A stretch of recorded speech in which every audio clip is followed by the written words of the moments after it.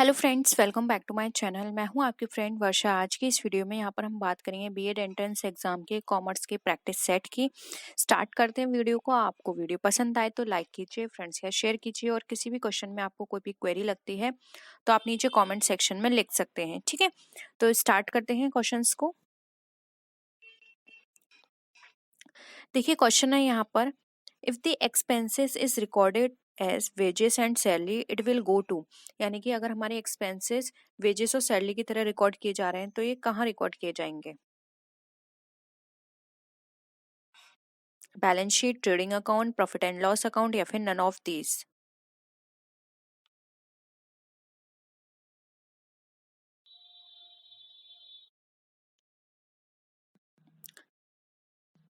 देखिए क्या हो जाएगा। देखिए पहले वेजेस दे रखा है और आपको मैंने पहले भी बताया था कि अगर स्टार्टिंग में वेजेस दे रखा हो बाद में सैलरी, तो आपको उसका ट्रीटमेंट ऑपरेटिंग एक्सपेंसेस की तरह करना है, यानी कि ट्रेडिंग अकाउंट में दिखाना है। और पहले सैलरी बाद में वेजेस दे रखा है तो ये होगा नॉन ऑपरेटिंग की तरह, और आपको पी एंड एल में दिखाना पड़ेगा। तो यहाँ पे पहले वेजेस है, इसलिए इसका आंसर हो जाएगा बी, जो कि हमारा ट्रेडिंग अकाउंट, ठीक है। नेक्स्ट क्वेश्चन देखिए। अब देखिए यहाँ पर रिवर्स कर दिया। एक्सपेंस अब कैसे दिया है? सैलरी एंड वेजेस की तरह। तो ये कहाँ दिखाया जाएगा? अभी अभी हमने डिस्कस किया, अगर पहले सैलरी दिया हुआ है तो ये दिखाया जाएगा पी एंड एल अकाउंट में, ठीक है। नेक्स्ट क्वेश्चन पर आइए। The debit side of the profit and loss account shows expenses and losses, incomes, losses, या फिर profits?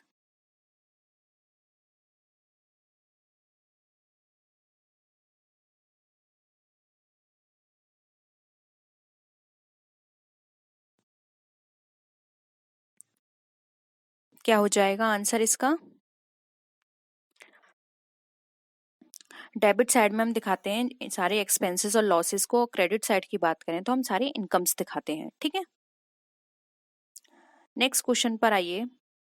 Balance sheet is the statement at a given date showing on one side the traders property and on the other hand possessions and the liabilities. This definition given by, यानी कि जो definition दी गई है ये किसके द्वारा दी गई है? देखिए इस तरह के क्वेश्चंस आप तभी कर सकते हैं जब आपको याद होंगे। ये क्वेश्चंस तो आपको याद करने पड़ेंगे, ठीक है। इसमें कोई समझ में आने वाली बात नहीं है। तो डायरेक्ट हम आंसर कर देते हैं। इसका आंसर हो जाएगा ऑप्शन बी, जो कि है हमारा ए पाल्मर ने ये डेफिनेशन दी है, ठीक है।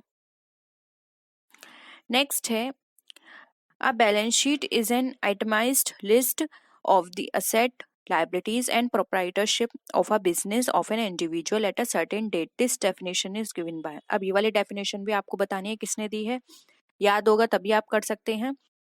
ये जो डेफिनेशन दी है ये दी है फ्रीमैन ने, ठीक है। ऑप्शन बी यहाँ पे राइट आंसर हो जाएगा। कुछ स्टैटिक चीजें होती हैं जो कि आपको याद करनी पड़ेंगी, क्योंकि उसमें हम कुछ चेंज नहीं कर सकते, वो एज इट इज रहती हैं। नेक्स्ट देखिए, direct expenses are debited to balance sheet, trading account, profit and loss account, या फिर नन ऑफ दीज? बताइए। डायरेक्ट एक्सपेंसेस कहाँ जाते हैं? हमारे ट्रेडिंग अकाउंट में। ऑप्शन क्या हो जाएगा? बी। और अगर इनडायरेक्ट एक्सपेंस की बात करें तो वो जाएंगे हमारे पी एंड एल अकाउंट में। सिंपल था ये। नेक्स्ट देखिए, bad debts is shown on the debit side of the balance sheet, trading account, profit and loss account, या फिर नन ऑफ द अबव?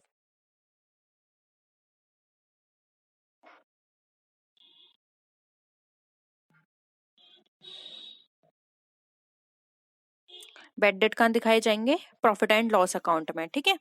क्योंकि ये हमारे कैसे हैं, डायरेक्ट नहीं है, नॉन डायरेक्ट है, ठीक है। नेक्स्ट देखिए, if discount allowed appears in the trial balance it will be shown at the debit side of P and L account, trading account, balance sheet, या फिर नन ऑफ द अबव? बताइए। अगर discount allowed जो किया था आपने वो आपका ट्रायल बैलेंस में दिखाया गया है तो आप किस के डेबिट साइड में दिखाएंगे? ये दिखाया जाएगा हमारा पी एंड एल के डेबिट साइड में, ठीक है। नेक्स्ट है, अब आपका आउटस्टैंडिंग वेजेस अकाउंट है वो किस तरह का अकाउंट है? पर्सनल, नॉमिनल, रियल, या नॉन, नन ऑफ दीज? मैंने टाइप ऑफ अकाउंट की आपके साथ शॉर्ट डिस्कस की थी, तो वो अगर आपने देखी है तो आप इजीली बता सकते हैं। उसमें मैंने स्पेशली यही एग्जांपल लिया था आउटस्टैंडिंग वेजेस का। क्या हो जाएगा? ए, ये हमारा पर्सनल अकाउंट है। और कौन सा वाला पर्सनल अकाउंट है ये बताइए? ये हमारा है रिप्रेजेंटेटिव पर्सन अकाउंट। ठीक है, नेक्स्ट है आउटस्टैंडिंग वेजेस अकाउंट। हमारा दिखाया जाता है बैलेंस शीट के किस साइड में? Asset, liability, both A and B, या फिर नन ऑफ दीज?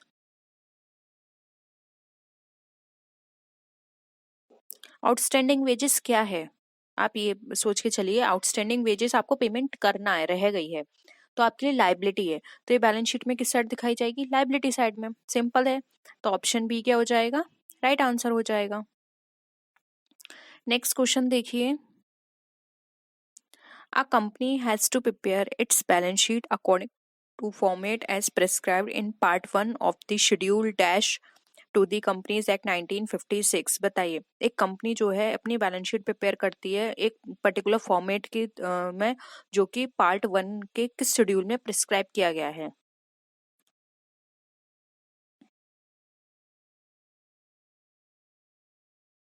क्या हो जाएगा आंसर? शेड्यूल 6 के पार्ट 1 में ये डिस्क्राइब किया गया है अकॉर्डिंग टू कंपनीज एक्ट 1956। ठीक है, तो क्या हो जाएगा? ऑप्शन ए यहाँ पे हमारा राइट आंसर हो जाएगा। नेक्स्ट क्वेश्चन है, according to which section the balance sheet of a company shall give a true and fair view of the state of affairs of the company? Section 210, section 199, section 411 and section 211। बताइए।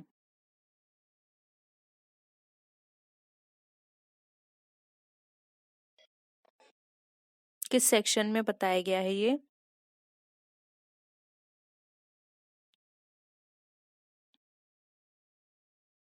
देखिए, यहाँ पर हम बात करें balance sheet की कि ये हमें सही इंफॉर्मेशन प्रोवाइड करेगी कंपनी के अकॉर्डिंग, तो ये हमारी डेफिनेशन या फिर हम बोल सकते हैं ये स्टेटमेंट हमारा सेक्शन 211 में दिया गया है। ठीक है, तो ऑप्शन डी यहाँ पे हमारा राइट आंसर हो जाएगा। नेक्स्ट क्वेश्चन पर आइए। If there is any debit balance in profit and loss account it is shown as. अगर हमारा कोई भी प्रॉफिट एंड लॉस का डेबिट बैलेंस है तो वो कहाँ दिखाया जाएगा? रिजर्व में से डिडक्ट करेंगे, या फिर इसका कोई ट्रीटमेंट नहीं होगा, या फिर रिजर्व में ऐड कर दिया जाएगा, या फिर नन ऑफ दिस? बताइए।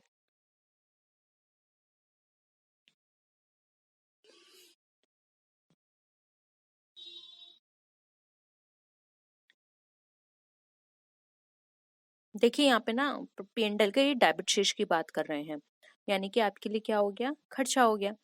तो ये डेबिट की बात करेंगे तो ये आपको रिजर्व में से डिडक्ट करके दिखाना पड़ेगा। और अगर यहाँ पे क्रेडिट बैलेंस की बात करते तो ये आपका एडिशन हो जाता है रिजर्व के अंदर। इसलिए यहाँ पे ऑप्शन ए राइट आंसर हो जाएगा, डिडक्शन फ्रॉम द रिजर्व्स। ठीक है, नेक्स्ट क्वेश्चन देखिए। अमाउंट दे रखा है आपको रिजर्व एंड सरप्लस का, वो निकालना है आपको। रिजर्व एंड सरप्लस का अमाउंट आपके जर्नल रिजर्व्स दे रखे हैं 4,42,000 के। प्रॉफिट एंड लॉस अकाउंट दे रखा है 2,58,000 का। शेयर फॉरफिटेड अकाउंट है आपका 22,000 का। और शेयर प्रीमियम अकाउंट है आपका 2 लाख का। अब आपको यहाँ पर रिजर्व एंड सरप्लस का अपना अमाउंट निकालना है। कैलकुलेट करिए।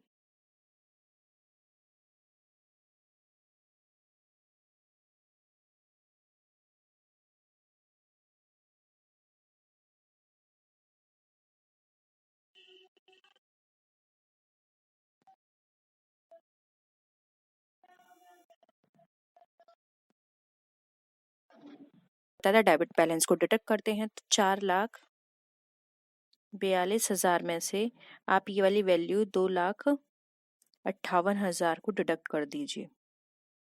कितना होगा? 12 में से यहाँ पर 8 गए, कितना बचा आपका? 4। यहाँ 3 है, 13 में से 5 गए, यहाँ बचा आपका 8। यहाँ 3 है जी, 2 बचा, तो 1,84,000 हो गया। ठीक है, ये आपका कितना हो गया? 1,84,000। अब यहाँ पर शेयर फॉरफिटेड अकाउंट दे रखा है, इससे हमें कोई मतलब नहीं है क्योंकि ये स्पेशल अकाउंट है और ये शेयर में ही काम आएगा। और यहाँ पे शेयर प्रीमियम दे रखा है 2 लाख का, तो 2 लाख को 1,84,000 में आप ऐड कर दीजिए। आपका टोटल कितना रिजर्व एंड सरप्लस निकल कर आ जाएगा? 3,84,000। ऑप्शन क्या हो जाएगा आपका? डी, जो कि आपका 3,84,000। ठीक है, होप यहाँ पर ये वाला क्वेश्चन आपको क्लियर है। नेक्स्ट क्वेश्चन पर आइए। डिस्काउंट अलाउड है आपका इश्यू ऑफ शेयर पर और डिवेंचर पर। ये आपका कहाँ पर दिखाया जाएगा? रिजर्व एंड सरप्लस में, शेयर कैपिटल, मिससेलेनियस एक्सपेंडिचर या फिर नन ऑफ द अबव।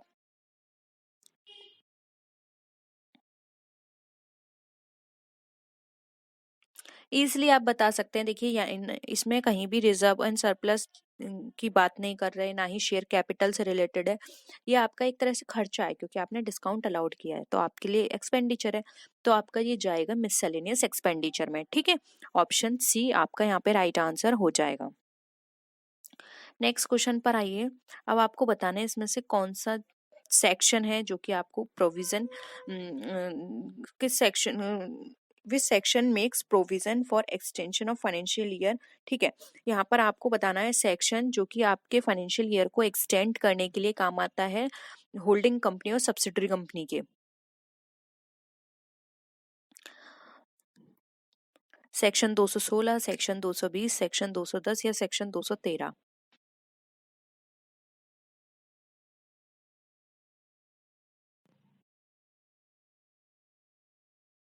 क्या हो जाएगा? ऑप्शन डी हो जाएगा। यहाँ पे सेक्शन 213 में ये हमें बताया गया है कि हम किस तरह से अपनी होल्डिंग कंपनी और सब्सिडरी कंपनी के जो फाइनेंशियल ईयर है उसको एक्सटेंड कर सकते हैं। ठीक है, नेक्स्ट है section 218 of the companies act 1956, provision for penalty for improper issue, circulation और पब्लिकेशन ऑफ। ठीक है, तो आपको बताना है ये इसका, इन सब का जो प्रावधान है वो कहाँ है। ट्रेडिंग अकाउंट के लिए है, पीएनडल के लिए है, बैलेंस शीट और पीएनडल दोनों के लिए है, या फिर ऑल ऑफ दी अबव। बताइए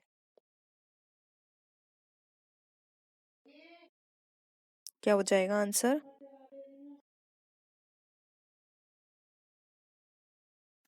सी देखो यहाँ पर राइट आंसर हो जाएगा। बैलेंस शीट और प्रॉफिट एंड लॉस अकाउंट दोनों में से कोई भी हो सकता है, जिसके लिए ये हमारा सेक्शन बनाया गया है कि अगर इसमें हम प्रॉपर इश्यू कर रहे हैं, सर्कुलेट कर रहे हैं या पब्लिक कर रहे हैं, तो इसके लिए पेनल्टी बताई गई है इसके अंदर। ठीक है, नेक्स्ट है the copies of the balance sheet and P&L account shall be filed with the registrar within 30 days after the statutory meeting, interim meeting, annual journal meeting या फिर all of the above। बताइए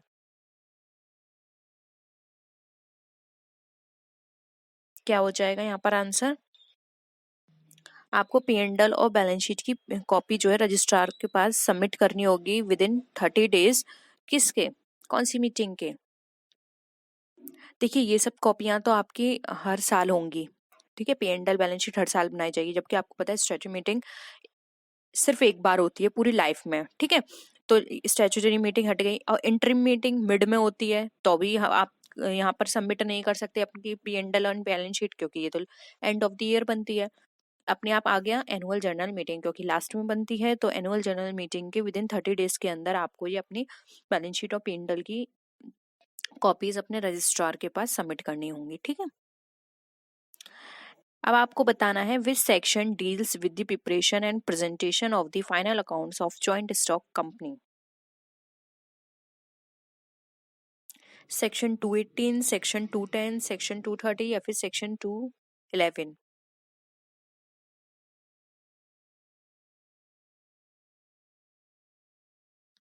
क्या हो जाएगा answer?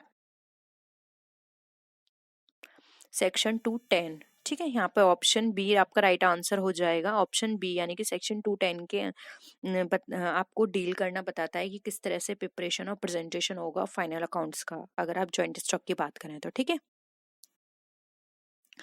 बहुत ही simple question है और important भी है। अब आपको यहाँ पे गैप की फुल फॉर्म बतानी है। Generally accepted accounting principles, going alliance accounting principle, generally accepted auditing principles या फिर नन ऑफ द अबव। क्या होता है इसका मतलब गैप का?